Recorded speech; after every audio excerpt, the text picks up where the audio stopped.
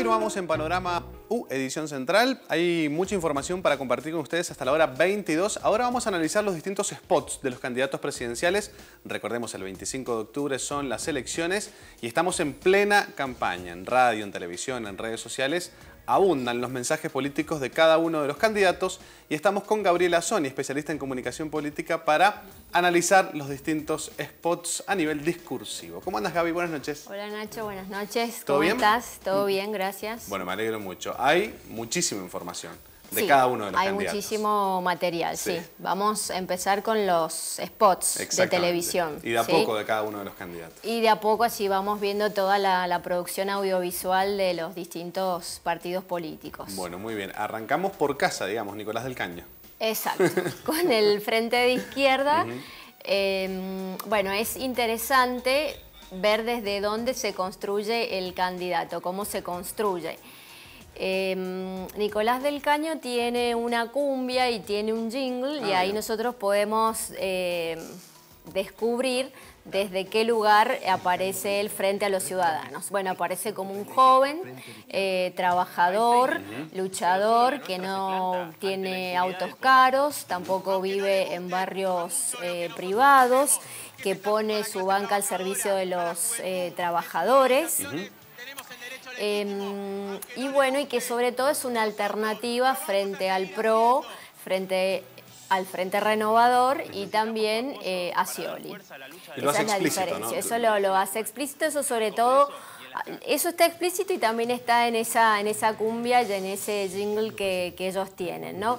Fundamentalmente el Frente de Izquierda siempre intenta construirse de manera diferente a las otras 5 opciones.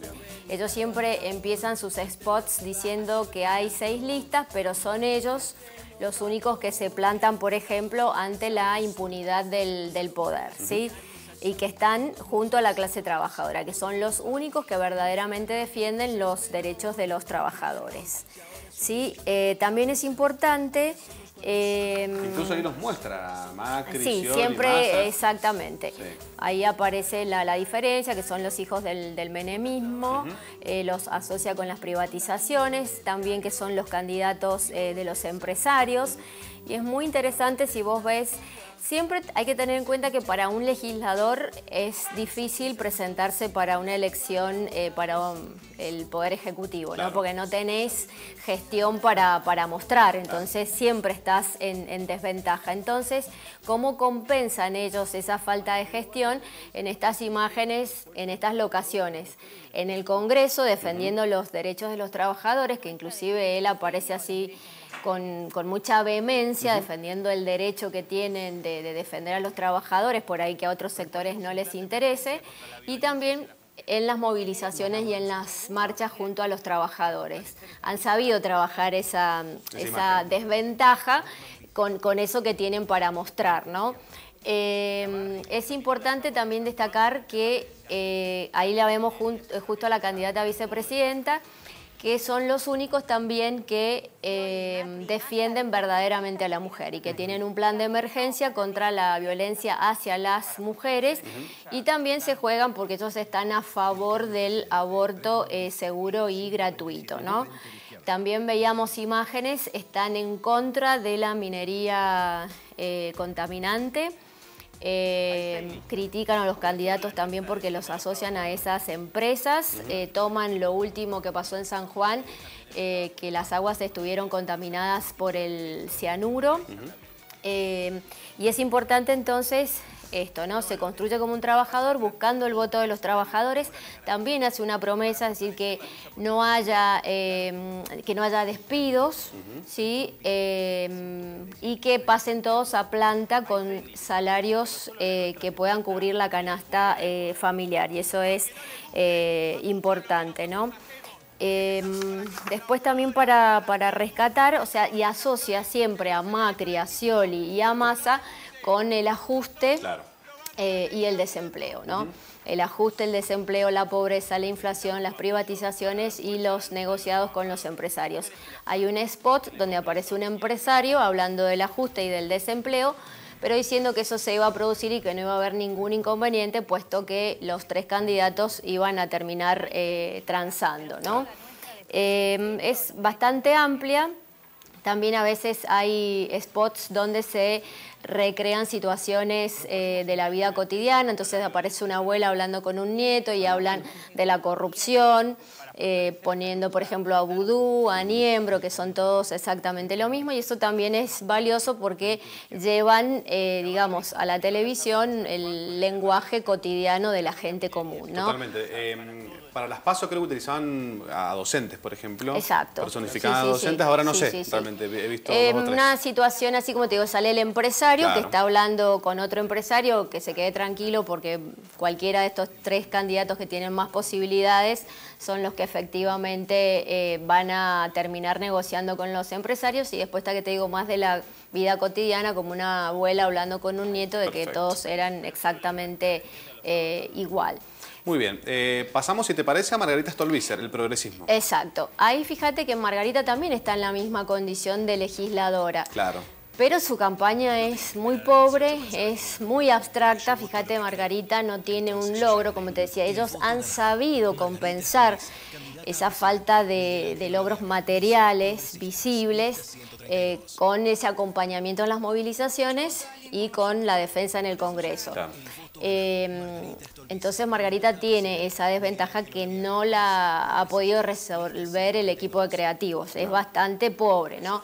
Juegan con la década ganada y el voto ganado, pero si nosotros después prestamos un poquito de atención, es decir, aparece uno que dice no voy a esperar a las 18 porque yo ya gané, porque voté por lo que creo. Es como diciendo, sabemos que perdemos. Claro. O sea, pensemos que creo que tiene un 3% de intención de voto, entonces tampoco no es el mensaje como más atractivo para llegar a más votantes, de convencerlos y de persuadirlos por esa opción. Margarita no presenta pasado, no presenta futuro, no presenta promesas, no presenta sueños, entonces es muy, muy, muy acotado su contenido de la campaña, no ha sido, en general ni en las PASO tampoco, fueron productos, digamos, convenientes para persuadir y para convencer, ¿no es cierto? Pensemos que un spot tiene que contar una pequeña historia para ser vendible a ese candidato, sí, para que ese candidato y su propuesta parezca como creíble, como deseable y atractiva para un grupo de ciudadanos. Le tiene que transmitir algo que lo enganche. Sí, es llamativo, ¿no? Porque cuando hacían el análisis de lo que había sucedido en el debate, justamente Margarita se destacaba como aquella que había hecho propuestas que la gente más había podido captar fácilmente. Claro. Y sin embargo en los spots no se traduce. No lo pudieron hacer. Y vos tenés que tener una propuesta porque ya se tiene que diferenciar. En ese spot se tiene que construir una diferencia a favor del candidato y a favor de la propuesta, y sin embargo no se ve en ese spot, y inclusive, como les decía, el mensaje como diciendo, están votando al que sabe que de antemano va a perder y va a perder por mucho. Claro. O sea, es totalmente contraproducente porque tiene una gran capacidad discursiva, y desde donde se construye es una persona con valores republicanos, con mucha ética, con transparencia, una persona que no ha cambiado su situación económica y todas las personas que la conocen hablan muy bien de ella. Entonces no ha sido explotada con todas las capacidades que Margarita efectivamente tiene. Ha sido como... se ha desdibujado a nivel comunicación totalmente, muy, muy pobre. Teniendo en cuenta el debate, hubo mucho análisis de la performance de cada uno de los candidatos y no le fue muy bien, según los análisis de periodistas y de todo lo que fue los medios de comunicación, la repercusión del debate. Rodríguez, a que también lo vamos a analizar en los spots y en la comunicación. Sí. Bueno, ahí lo vimos y verdaderamente en desventaja, siendo el candidato con más edad y con más años en la política. Claro. Realmente tenía como un delay, digamos, articulatorio. O sea, abría la boca y al rato le salían las palabras, o sea, con una reacción muy, muy a destiempo. ¿No? A veces incómodo por momentos. Claro. Y si vemos el spot que tiene, también volvemos, ¿desde dónde se construye? Y desde el federalismo, ¿no? Pensemos la Alianza Compromiso Federal, como un hombre de una provincia, que en ese caso él tiene para enseñar lo que es San Luis. Claro. ¿Se acuerdan? El otro país, para ver esas diferencias. ¿Y a qué apunta?